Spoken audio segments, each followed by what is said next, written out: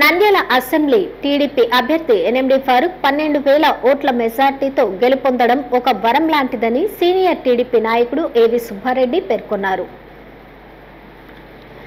Nandyal assembly TDP, Janasena, BJP కూటమి అభ్యర్థి NMD Farooq YCP అభ్యర్థి శిల్పా రవిచంద్ర కిషోర్ రెడ్డిపై 12,000 ఓట్ల మెజార్టీతో విజయం సాధించారు.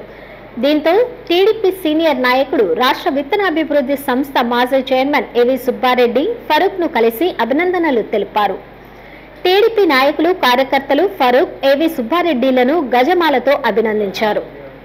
టీడీపీ సీనియర్ నాయకుడు ఏవి సుబ్బారెడ్డి మాట్లాడుతూ, సీనియర్ నాయకుడు ముస్లిం మైనార్టీకి చెందిన ఎన్ఎండి ఫారూక్ గెలుపొందడం నంద్యాల నియోజకవర్గ ప్రజలకు ఒక వరం లాంటిదని హర్షం వ్యక్తం చేశారు. రాయలసీమలోనే సీనియర్ ముస్లిం మైనార్టీ నాయకుడు ఫరూక్ కు మంత్రి మండలిలో స్థానం కల్పించాలని కోరారు. ప్రస్తుతం 50% మాత్రమే విజయం సాధించడం జరిగిందని, మంత్రి పదవి కేటాయించినప్పుడే 100% విజయం సాధించినట్లని పేర్కొన్నారు. నంద్యాల నియోజకవర్గ ఓటర్ల అభిమానమే ఫరూక్ ను గెలిపించిందని, ఇది ప్రజా విజయంగా పేర్కొన్నారు. ఈరోజు ఎన్ఎండి ఫరూక్ గారు దాదాపు 12,000 సీట్లు ఓట్లతో గెలిపించిన నంద్యాల ప్రజలకు, ఓటర్లకు అందరికీ కూడా నా ప్రత్యేక ధన్యవాదాలు తెలియజేసుకుంటున్నాను.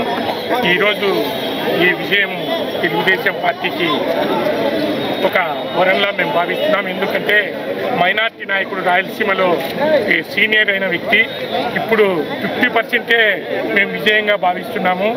ఆయన మంత్రివర్గంలో చోటు కల్పించి నారా చంద్రబాబు నాయుడు గారు చేస్తే 100% విజయంగా భావిస్తామని చెప్పి ఈ సందర్భంగా తెలియదు. హాయ్ అండి, సబ్స్క్రైబ్ టు నంద్యాల కమ్యూనికేషన్.